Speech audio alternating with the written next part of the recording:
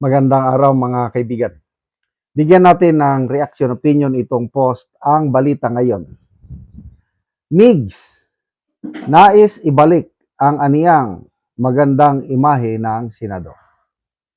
Inamin ni Senator Mig Zubiri na ramdam na umano maging ng mga senador ang lumalalim na galit at pagkadismaya ng publiko sa Senado matapos ang sunod-sunod na kontrobersiya, bangayan, at kaguluhan sa loob ng institusyon nitong mga nakaraang araw. Sa gitna ng usaping hinggil sa liderato ng Senado at mga aligasyong kaugnay ng charter change at political maneuvering, sinabi ni Zubiri na mahalagang maibalik ang dignidad at magandang imahe sa Senado. Nakikita naman natin yung galit ng tao sa Senado. Kailangan na nating ibalik ang magandang imahe ng institusyon. Yan. So yan ang naratibo nila. Sirang-sira ang imahe ng Senado dahil sa Brain 13. Ito na ngayon, yung kudita nila. Kaya gusto nilang ilagay si Gatchalian para maibalik daw ang magandang imahe ng Senado. Oh, wow naman. Kumusta na ngayon ang kudita nila? Nauna nang inamin ni Zubiri, tignan ta, na wala pa silang sapat na numero para mabuo ang majority coalition na nagsusulong kay Senator Win Gatchalian bilang posibleng Senate President. Wala pa. Sabi niya, ito ang kanyang statement, wala pa. Alam mo, medyo mainit ang ulo ng mga senador sa pangyayari last week.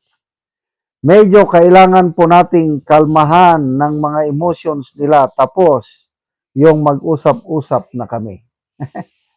Galit kayo, galit din sila. Ay, kayo na lang bang pwedeng magalit? Dagdag pa niya, patuloy pa rin silang nakikipag-usap sa ilang senador para sa posibleng koalisyon. So far, sabi niya, we're still talking to several individuals and hopefully, magkakaroon kami ng koalisyon. So, we'll see. Anything can happen in the realm of politics. Ngunit, giit ni Zubiri, mas mahalaga ngayon ang rehabilitasyon ng imahe ng Senado kaysa sa anumang usapin ng politika at kapangyarihan. What's important is kailangan talaga nating maayos yung imahe ng Senado. Ibalik ang dignidad ng Senado and we have to talaga reboot the image of the Senate. Ano ngayon, Senator Zubiri? Inamin mo, maraming nambabas sa iyo, lalo na dito sa Mindanao. Tingnan natin. Magre-re-eleksyon itong si Zubiri, mga kapwa ko taga Mindanao ngayong 2028. Sige. Banggain nyo yung Brave 13. Kanya-kanyang pananaw lang yan. Sa pananaw ko, panahon ng liderato ni Soto at Lacson, sirang-sira ang imahe ng Senado. Dahil ayaw nilang imbestigahan, ayaw nilang malaman sino ang tunay na mastermind sa flood control. Ngayon na nagbago ang liderato ng Senado, nandyan na si SP Cayetano, nabuo na ang Blue Ribbon Committee, pinangungunahan ni Senator Pia Cayetano at Senator Rodante Marcoleta, parehas na abogado, chairman and vice chairman. To me, na ibalik na ang dignidad ng Senado. Kaya, kanya-kanyang pananaw. Sirang-sira ang imahe ng Senado yung nakaraang leadership. Yung mga nangyari itong nakaraang linggo, labanan lang yun sa ano, ah, padamihan ng bilang ng senador, susuporta sa majority, malas nyo at wala kayong 13. So sila ang nakabuo ng 13, edi sila ang maging leader sa Senado. Oh. Bakit hindi na si dating SP Soto ang kandidato? Maging SP. Ibig sabihin, laos na siya. Oh, sinusubukan nila Gatchalian. Nako, naglabasan ngayon ang mga litrato. Very close si Gatchalian kay First Lady Lisa Araneta Marcos. May mga litrato sila, magkatabi, dikit na dikit, sa isang simbahan. Wow! Alam na this. Sino ang, alam na, favorite senator ng Malacanang? Gatchalian. Oh. Ano yan? May panawagan ng mga tinatawag nila na business and civic leaders. Ilagay si Gatchalian dahil siya ang right man for the right job. Sino yung nanawagan? Nako, halos lahat mga dilawan eh.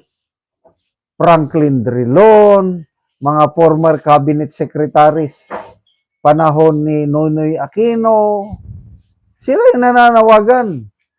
Oh, yung mga businessman naman, dikit kay Bongbong Marcos, nananawagan na ilagay si Gatchalian. Well, no problem. Ang lahat pwedeng manawagan, kailang ang desisyon kung sino ang upong Senate President, hindi yung mga business civic leaders, kahit ilan pa kayo.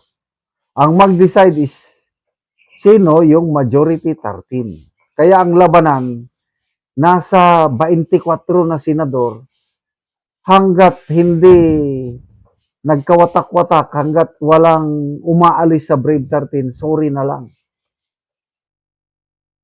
So galingan po ninyo, Honorable Mig Subiri, Gatchalian, sana maagaw nyo ang liderato, but to me, I am praying to God na Brave 13 will remain forever. Baka mamaya, si Senator Lito Lapid, sasama pa sa Brave 13. Umanda kayo. Salamat mga kaibigan sa inyong pagsubaybay sa channel na ito. Nakakatulong kayo ng malaki sa tribong Talandig ng Bukidnon dahil ang income natin sa channel na ito is pantulong po sa tribo. Namimigay tayo ng libreng yero at pako para makapagpatayo sila ng mas maayos na tirahan. Panoorin nyo ang video na ito. Huwag muna ni si Auntie ang matagaano gyero nga dako kayang pasalamat. Dako nang kay naabutang kay sen kuan. Salamat kayo dagpaayo sa among pagkuan. Huwag muna ni ang balay ni Auntie nga mga buslot na. Luag na gid kayo ang Salamat gid mi kay mailisan gid Buslot. ni among atop kay wa tigin ni so, gato.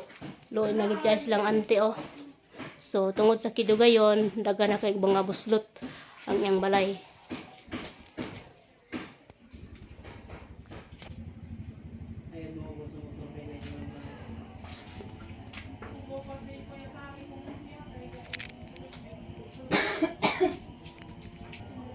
So mo ni ang ilang kahimtang nga tuluan na gid kay sila kung muulan. So diri sila ang tinagpuyo unang ilang mga gamit. Karon Ante, unsa imong masulti nga natagaan kag yero? Salamat kayo kay gitagaan ni Dulce nakatop nami. Yung makuan na di ni gaulanan. So madili na mo ulanan. So pila na dili ka tuig Ante ang imong balay? Tinga katuig. Pila Ante? 20 katuig. So 20 na ka tuig. Naka-eskwela Ante? Na kuan grade 8 og grade 6. So si Ante na siya is mga estudyante. So pila na imong edad Ante? 48 na ako. So 48 na. So nganong kuan man kanang ang inyong atop Ante mga buslot naman kaayo. Tungod lang ni sa nadugay na bangasin. tungod ni sa among kalisod nga kuan So unsa gyud ay yung panganabuhian ante? maestra. So maisra so mag-uuma lang mo. Umaran. Oh, so si ante mag-uuma sila. So ang ilang kahimtang luin og lisod gyud kaayo kayo mga buslot na kayo ang ilang yero. So Daghan salamat sa Ginoo sa nagtabang. sige ante, salamat pod.